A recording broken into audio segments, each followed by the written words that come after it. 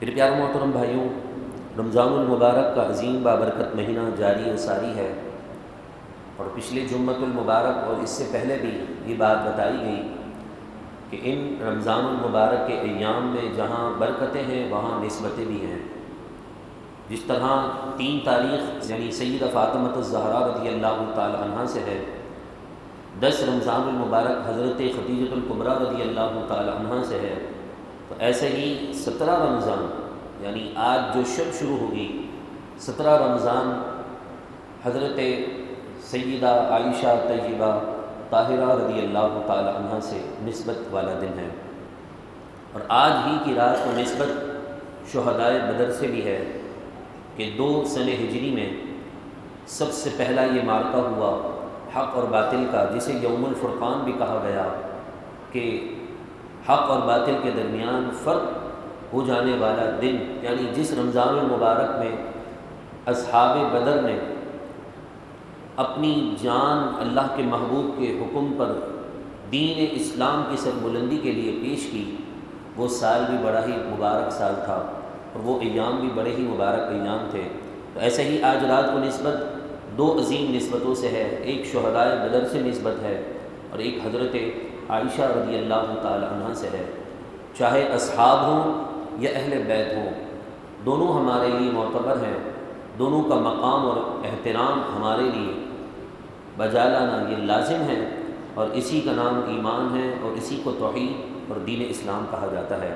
صحابہ کرام علیہم رضوان کے متعلق میرے محبوب علیہ الصلوۃ والسلام کا فرمان ہے کہ میرے صحابہ ستارے کی مانند ہے، تم میں سے جو ان کی پیروی کرے گا وہ کامیاب ہو جائے گا۔ اور اہل بیت کے متعلق میرے محبوب کا فرمان ہے کہ میرے اہل بیت حضرت نوح علیہ السلام کے کشتی کی مثل ہے، کہ اگر آپ اس بات پر غور کریں کہ جب انسان سمندری راستے پر نکلتا ہے کشتی میں، تو اسے ستاروں کے ذریعے سے ہی مدد حاصل کرنی پڑتی ہے۔ اگر کشتی ٹوٹ جائے تب بھی تباہ ہو جاتا ہے، کشتی سلامت ہے، لیکن ستاروں کا علم نہیں، ستاروں سے راستہ اختیار نہیں کیا تو اپنی منزل کو نہیں پہنچ سکتا ہے۔ تو ایسے ہی دین اسلام ایک کشتی کا نام ہے، جو اس کشتی کو امت محمدیہ کی کشتی کہا جاتی ہے، اور اس کشتی کا نام جو ہے محبت اہل بیت ہے، اور اس ستاروں کا نام صحابہ کرام علیہم رضوان کا عشق ہے۔ دونوں ملتے ہیں تب جا کر ایمان مکمل ہوتا ہے اور انسان اپنی اس منزل تک پہنچ جاتا ہے۔ اگر اس کے اندر درار ڈالنے کی کوشش کریں، کوئی صحابہ کے نام پر اہل بیت کو جو ہے اپنی زبان گندی کر کے اپنی اصلیت بتانا چاہے، یا پھر اہل بیت کے نام پر صحابہ کرام علیہ رضوان پر کیچڑ اچھالے، تو 14ویں کے چاند کو چمک کر سورج کو دیکھ کر، یا پھر 14ویں کی چاند کی اس چمک دھمک کو دیکھ کر جانور بھونکنا شروع کرے، تو اس میں 14ویں کے چاند کا کوئی قصور نہیں ہے، بھونکنے والوں کا اپنا قصور ہوتا ہے۔ انہی کو لوگ اپنے گھروں سے دور کر دیتے ہیں۔ جب دنیاوی مثال آپ کو اور مجھے یہ سمجھ میں آ جاتی ہے تو ہم صحابہ اور اہل بیت پر بھونکنے والوں کو اپنا دوست کیوں بناتے ہیں؟ کچھ دنیا میں ایسے لوگ بھی ہیں جو نعوذ باللہ من ذالک یزید جہنمی ملعون کو حضرت امام حسین سے بڑا درجہ دیتے ہیں اور جنتی قرار دیتے ہیں، اور کچھ اہل بیت حضرت فاطمہ الزہرا اور مولائے کائنات حضرت امام حسن اور امام حسین کی محبت کے دعوے دار حضرت اماں عائشہ رضی اللہ تعالی عنہا پر الزامات لگاتے ہیں اور کہتے ہیں کہ نعوذ باللہ من ذالک ایسا ہوا ہے، حالانکہ قرآن مجید فرقان حمید 18واں پارہ سورۃ النور کی 18 آیتیں اللہ تبارک و تعالیٰ نے حضرت عائشہ رضی اللہ تعالی عنہا کی عظمت اور آپ کی شان میں نازل فرمائی ہیں، اور ویسے بھی 22ویں پارے کی ابتدائی آیت میں اللہ تعالیٰ نے بالکل واضح فرما دیا، یا نساء النبی لستن کاحد من النساء، اے نبی کے گھر والی عورتوں، دنیا میں کوئی عورت ایسی ہے ہی نہیں جو تمہارے مثل کو پہنچ سکتی ہو، تمہاری خاک کے برابر نہیں پہنچ سکتی ہے۔ تو اندازہ لگائیے اللہ نے ان عورتوں کو کتنا بڑا مرتبہ اور مقام عطا کیا ہوگا۔ اماں عائشہ رضی اللہ تعالی عنہا وہ واحد خاتون ہیں جو اپنے خاندان کے لیے ماں کا درجہ بھی رکھتی ہیں، کیونکہ حضور علیہ الصلوۃ والسلام نے فرمایا ہے کہ نبی کی زوجہ امت کی ماں ہوتی ہے، تو حضرت عائشہ صدیق اکبر کی بیٹی ہیں، شہزادی ہیں، لیکن حضور کے اس فرمان اور دین مطہرہ کے اس قانون کے مطابق صدیق اکبر رضی اللہ تعالی عنہ کی بیٹی اپنے والد کے لیے ماں کا درجہ بھی رکھتی ہے۔ یہ اللہ تبارک و تعالیٰ نے حضرت عائشہ رضی اللہ تعالی عنہ کو مقام اور مرتبہ عطا کیا ہے۔ ہمارے خاندان میں چھوٹے چھوٹے گھروں میں جھگڑے ہوتے رہتے ہیں، تو ہمیں ان کی وجہ سے دل برداشتہ نہیں ہونا چاہیے، بلکہ عورت کو زیادہ محبت دینی چاہیے۔ خود رسول اللہ علیہ الصلاۃ والسلام فرماتے ہیں کہ میں نے اپنی تمام بیویوں کے درمیان عدل کیا ہے، مگر میرا دل عائشہ کی طرف جھکا ہوا ہے، تو اے میری عورتوں مجھے اس بات کی اجازت دے دو کہ میں آخری لمحے عائشہ کے گھر میں گزارنا چاہتا ہوں۔ اور یہ صرف دیگر ازواج کے حصے میں یہ نیکی نہیں آئی، بلکہ حضرت عائشہ فرماتی ہیں کہ آج جس مقام پر میرے محبوب آرام فرما رہے ہیں گنبد خضرا کے سائے میں، وہ گھر بھی، وہ حجرہ بھی، وہ کمرہ بھی حضرت عائشہ رضی اللہ تعالی عنہا ہی کا تھا۔ یہ اللہ تعالیٰ نے حضرت عائشہ کو شان عطا فرمائی۔ اور پھر حضرت عائشہ فرماتی ہیں کہ جب میں 6 سال کی تھی تو حضور علیہ الصلاۃ والسلام کا نکاح کا پیغام میرے لیے آ چکا تھا، اور حضور فرماتے ہیں کہ 3 مرتبہ مجھے خواب میں سبز چادر میں لپیٹے ہوئے یہ کہا جاتا تھا کہ یہ آپ کی زوجہ دنیا آخرت میں ہے، آپ اس جنتی چادر کو ہٹا کر دیکھیے۔ جب تیسری مرتبہ مجھ سے یہ خواب میں دکھایا گیا، حالانکہ نبی کا ایک خواب بھی، حضرت یعقوب اور حضرت ابراہیم کا واقعہ ذہن میں رکھیں، ایک دفعہ حضرت یوسف نے دیکھا تھا کہ مجھے جو ہے 11 ستارے سجدہ کر رہے ہیں، ایک سورج اور ایک چاند بھی۔ اس ایک خواب کی تعبیر کو کتنا عرصہ لگا تھا۔ ایک خواب بھی نبی کا وحی کا درجہ رکھتا ہے اور رب العالمین کے پیغام کا درجہ رکھتا ہے، لیکن میرے محبوب کو 3 مرتبہ دکھایا گیا خواب میں۔ اس بات کی طرف اشارہ ہے کہ حضرت عائشہ رضی اللہ تعالی عنہ کی عظمت وراء الورا ہے۔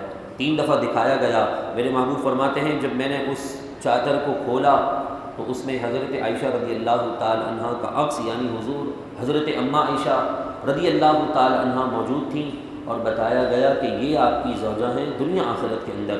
3 حضرت عائشہ فرماتی ہیں 6 سال کی عمر میں نکاح کا پیغام آ جاتا ہے، اور پھر 9 سال کی جب میں تھی تو رخصتی کا پیغام آتا ہے، اور میں اپنے گھر سے چل کر حضور علیہ الصلاۃ والسلام کے گھر میں تشریف لے آتی ہوں۔ اور پھر حضرت عائشہ رضی اللہ تعالی عنہ، سبحان اللہ کیا ہی شان ہے، آپ ایک مرتبہ اپنے گھر میں موجود تھیں، اور آپ کو پتہ ہے اس وقت ایسی عمر ہوتی ہے بچوں کی اور بچیوں کی جو گڑیوں سے کھیلتی ہیں۔ تو حضرت عائشہ فرماتی ہیں کہ میں اپنے گھر سے کچھ اپنی گڑیاں لے کر آئی تھی، اور میں اپنی گڑیوں سے کھیل رہی تھی، اتنے میں حضرت زید اور میرے محبوب علیہ الصلاۃ والسلام میرے گھر میں داخل ہوتے ہیں۔ تو پوچھنے لگے عائشہ یہ کیا کر رہی ہو؟ تو میں نے کہا کہ یہ تو جنتی گڑیاں ہیں، یہ تو میری گڑیاں ہیں، میں ان کے ساتھ کھیل رہی ہوں۔ تو حضور علیہ الصلاۃ والسلام اپنی زوجہ کا دل رکھنے کے لیے ان گڑیوں کو اور ان چیزوں کو دیکھنے لگے، اور اس میں ایک گھوڑا بھی تھا، اور اس گھوڑے کے 2 بازو نکلے ہوئے تھے، 2 پر نکلے ہوئے تھے۔ تو حضور علیہ الصلاۃ والسلام نے فرمایا کہ یہ کیسا گھوڑا ہے کہ جس کے 2 پر نکلے ہوئے ہیں؟ اس وقت حضرت عائشہ چھوٹی ہیں، 9 سال کی عمر میں ہیں۔ بظاہر صحبت رسول اتنی پاورفل ہوتی ہے کہ نہ کوئی علم سیکھا نہ سکھایا۔ فرمایا کہ اے عائشہ یہ گھوڑا کیسا ہے کہ اس کے تو 2 بازو نکلے ہوئے ہیں، 2 پر نکلے ہوئے ہیں، یہ کیسے ہو گیا؟ تو کہا کیا آپ نے نہیں پڑھا کہ حضرت سلیمان کو جو گھوڑا ملا تھا اس کے بھی 2 پر موجود تھے؟ میرے محبوب نے جب یہ جملہ سنا تو مسکرا دیے، اتنے مسکرائے کہ میرے محبوب علیہ الصلاۃ والسلام کی داڑھی شریف بھی جو ہے وہ ظاہر ہونے لگ گئی۔ اتنا اندازہ لگائیے کہ آپس میں حضور علیہ الصلاۃ والسلام کی تعلیم ہمیں کیا درس دے رہی ہے کہ ہم اپنے گھر کے معاملات میں کتنے ایک دوسرے کے ساتھ مدد، ایک دوسرے کی عزت اور ایک دوسرے کا دل رکھنے والے ہو جائیں۔ ہمارے یہاں تو چھوٹی چھوٹی باتوں پر ہم لڑ پڑتے ہیں، چھوٹی سی بات ہوتی ہے تو پورے خاندان کو بتا دیتے ہیں، عورت کی کوئی بات ہوتی ہے مرد پورے خاندان کو بتا دیتا ہے، یہاں تک کہ میرے محبوب علیہ الصلاۃ والسلام اور حضرت عائشہ فرماتی ہیں کہ ایک مرتبہ مسجد نبوی شریف کے اندر عید کے دن کچھ حبشہ سے آئے ہوئے لوگ کچھ تلوار سے کوئی کرتب دکھا رہے تھے، اس طرح کہ جس سے لوگوں کو جہاد کا پیغام بھی مل جائے اور جہاد کے لیے ذوق اور شوق بھی پیدا ہو جائے۔ حبشہ سے آئے ہوئے کچھ بچے اس طرح کے کرتب دکھا رہے تھے۔ مسجد نبوی کے باہر رش لگا ہوا تھا، میں بھی دیکھنے کی کوشش کر رہی تھی۔ میرے محبوب علیہ الصلوۃ والسلام نے مجھ سے پوچھا کہ اے عائشہ یہ کیا ہے، کیا کر رہی ہو؟ کہا مجھے دیکھنے کا شوق ہے۔ آپ فرماتی ہیں میں اس وقت بچی تھی نا، مجھے شوق ہے کہ میں دیکھوں یہ کیا کر رہے ہیں۔ اس وقت پردے کے احکامات بھی نازل ہو چکے تھے۔ میرے محبوب علیہ الصلوۃ والسلام کا گھر میں تعلق اور اخلاق کیسا تھا؟ میرے محبوب فرماتے ہیں تم میں سب سے بہترین مسلمان وہ ہے، اخلاق والا وہ ہے جو اپنے خاندان اور اپنے گھر والوں کے ساتھ سب سے بہتر ہو۔ آپ فرماتے ہیں میں سب سے بہتر ہوں اپنے خاندان والوں کے ساتھ۔ حضرت عائشہ سے پوچھا کہ کیا ہوا، کیا دیکھ رہی ہو؟ کہا یہ مجھے دیکھنا ہے جو یہ حبشی لوگ دکھا رہے ہیں۔ تو کہا کہ ٹھیک ہے۔ میرے محبوب نے بڑی چادر لی، اس میں مجھے داخل کیا، اور داخل کرنے کے بعد چادر کی ایک چھوٹی سی سیر میں سے دیکھ کر کہنے لگے دیکھ لو۔ جب تک میرا دل نہ بھرا میرے محبوب میرے لیے کھڑے رہے، اور حضور علیہ الصلوۃ والسلام وہی دروازے پر کھڑے ہو کر حضرت عائشہ رضی اللہ تعالی عنہا کو یہ منظر دکھا رہے تھے۔ آپ اندازہ لگائیے نبی علیہ الصلوۃ والسلام کی سب سے اہم جو دنیا کے اندر فرض ہے، جو اہمیت ہے نبی علیہ السلام اور دیگر انبیاء کی زندگی کا، سب سے اہم فریضہ لوگوں کو تبلیغ کرنا ہے۔ لیکن یہاں میرے محبوب بتا رہے ہیں کہ گھر کے اندر اس طرح کا ماحول پیدا کرنا جس سے میاں اور بیوی کے درمیان محبت ہو، یہ بھی تبلیغ کا ایک انداز ہے، کہ یہ بھی ایک اصلاح کا انداز ہے۔ لہذا میرے محبوب علیہ الصلوۃ والسلام، حضرت عائشہ فرماتی ہیں اس وقت تک کھڑے رہے جب تک میرا دل نہ بھر گیا۔ جب میرا دل بھر گیا اور میں دیکھ کر تھک گئی، میں اندر چلی گئی، تو میرے محبوب علیہ الصلوۃ والسلام بھی جو ہے وہ اپنی منزل کی طرف روانہ ہو گئے۔ آپ اندازہ لگا سکتے ہیں کہ حضور علیہ الصلوۃ والسلام کو حضرت عائشہ رضی اللہ تعالی عنہا سے کس قدر محبت اور الفت تھی، یہاں تک کہ اس دین کو قیامت تک باقی رہنا تھا، اور اس دین ہی کی تعلیم کے اندر باہر معاشرے کے معاملات، ازدواجی معاملات، ان تمام کو اس دین کے اندر قوانین کے طور پر آنا تھا۔ خوارج کے معاملات، باہر کے معاملات، سوسائٹی کے معاملات، تو میرے محبوب کے اصحاب دیکھ لیا کرتے تھے کہ میرے محبوب کا رہن سہن ایسا تھا، اخلاق ایسا تھا، معاملات ایسے تھے، کاروبار میں ڈیل ایسے کرتے تھے، یہ اس طرح کا معاملہ تھا۔ لیکن ازدواجی زندگی اور پرسنل لائف جسے ہم کہتے ہیں، اس معاملے کو بھی قانون بننا تھا اسلام کا، وہ کیسے بنا؟ علماء فرماتے ہیں ازدواجی زندگی کے جتنے قوانین، جتنی تعلیم، جتنی فقہ مسائل، جتنی قرآنی آیتیں، جتنی احادیث طیبہ اگر وارد ہوئی ہیں اور اس امت میں آئی ہیں، تو وہ صحرا حضرت عائشہ رضی اللہ تعالی عنہا کے سر جاتا ہے، کہ حضرت عائشہ کے ذریعے سے اللہ نے اس امت تک ازدواجی معاملات کی، گھر کے معاملات، گھر میں کیسا ہونا چاہیے انسان کو، یہ سارے معاملات احادیث طیبہ میں جو وارد ہوئے ہیں وہ حضرت عائشہ رضی اللہ تعالی عنہا کے صدقے سے آئے ہیں۔ یہاں تک کہ تیمم کا مسئلہ اتنا اہم مسئلہ ہے کہ اگر آج پانی ختم ہو جاتا ہے تو آپ نماز کیسے پڑھیں گے؟ آپ قرآن کی تلاوت کرنا چاہتے ہیں تو قرآن کی تلاوت کیسے کریں گے؟ آپ پر اللہ نہ کرے غسل ایسی حالت میں واجب ہو جائے، فرض ہو جائے کہ آپ کے پاس پانی نہیں ہے اور آپ کو مسجد بھی جانا ہے، عبادت کی راتیں بھی چل رہی ہیں، آپ کیا کریں گے؟ حضرت عائشہ رضی اللہ تعالی عنہا کا وہ ہار جو کھویا، جس پر منافقین نے اعتراض کے بوچھار کر دیے، اور آج کے منافقین بھی اعتراض پہ اعتراض کیے جا رہے ہیں حضرت عائشہ اور حضور کے علم پر، کہ وہ ہار کھو جاتا ہے۔ میرے محبوب نے فرمایا ہار ڈھونڈو، حالانکہ میرے محبوب کو معلوم ہے فجر کا وقت ہے، پانی بھی نہیں ہے، آگے چلنا ہے، لیکن میرے محبوب کے متعلق قرآن سورۃ النجم میں فرماتا ہے میرے محبوب کا کوئی عمل اپنی طرف سے نہیں ہے، وَمَا يَنطِقُ عَنِ الْهَوَىٰ إِنْ هُوَ إِلَّا وَحْيٌ يُوحَىٰ۔ میرے محبوب وہی کہتے ہیں جو ہم ان سے کہلواتے ہیں۔ میرے محبوب نے فرمایا ہار ڈھونڈو، سارے صحابہ ہار ڈھونڈنے میں لگ گئے، کوئی ادھر ہے، کوئی ادھر ہے، کوئی ادھر ہے۔ میرے محبوب اسی ہار ڈھونڈنے کی تلاش میں کیسر و کسریٰ کے فتح ہونے کی خبریں دے رہے ہیں۔